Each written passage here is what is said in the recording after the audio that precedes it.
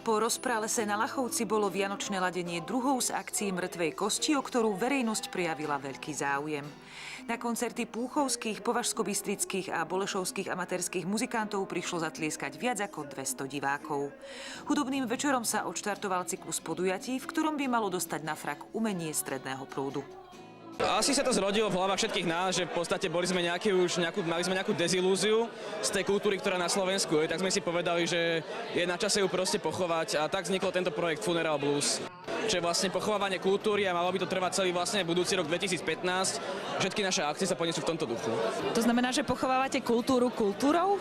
Áno, snažíme sa pochovať kultúru a zlé umenie dobrým umením alebo väčšinové umenie menšinovým umením.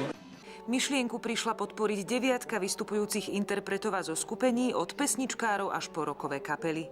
Na jednom pódiu sa tak vystriedali začiatočníci, príležitostné telesá, ale aj zohratí a skúsení muzikanti. Po dramaturgickej stránke sa to organizátorom jemne vymklo spod kontroly a dopredu neustriehli dĺžku vystúpení. Kvôli pokročilému času tak záverečná kapela Ojničný čap už vystúpiť nemohla. Ale zas, kto nič nerobí, nič nepokazí.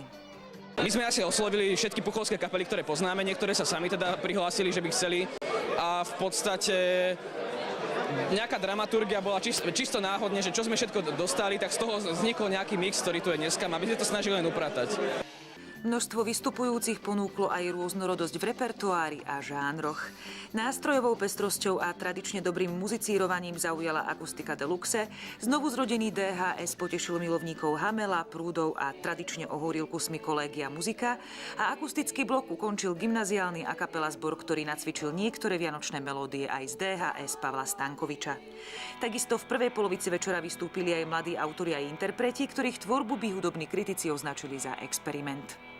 V podstate není žiadna podpora menšinovej kultúry. Je málo slobodných priestorov na Slovensku, kde si mladý človek 22 ročný, ktorý má nejakú kapelu, môže zahrať. Čiže je to niečo, že dneska sa organizátor snaží naplniť haly, ale nesnaží sa o to, aby napríklad bola podporovanie, dajme tomu, že ten underground, z ktorého vždycky vzniklo to práve umenie. Do filozofickej debaty o tom, čo to pravé umenie je, sme sa samozrejme s organizátormi nepúšťali. Bez pochyby úmysel akcie je chválihodný a snaha o mnohorakosť kultúrneho života v našom meste takisto. Druhá polovica vianočného ladenia sa už niesla v rokovom duchu s kapelami Seventh Weapon, Prečo nie a Stará Bagandža. A je to super, mne sa to páči, je to plná ľudí, výborná atmosféra a muzika tiež dobrá. Takže ja som spokojný a som rád, že to je. Lebo napríklad ja som z Považskej Bystrice a tam sa nedieje nič takéto, ani nič poriadne, takže mne sa to páči. Ja som prišla asi tak v polovici, ale vnímam ju veľmi dobre, je to rôznorodé, každý si nájde to svoje, niekomu sa niečo páči viac, niekomu menej, ale mne sa zatiaľ páčilo všetko. Je to také domáce, puchovské, teším sa. Projekt Funeral Blues bude ďalej pokračovať nielen koncertmi, ale aj literárnymi čítačkami, diskusnými večermi či letným kinom. Podrobnejšie informácie o akciách nájdete na facebookovej stránke Združenia Mŕtva kosť.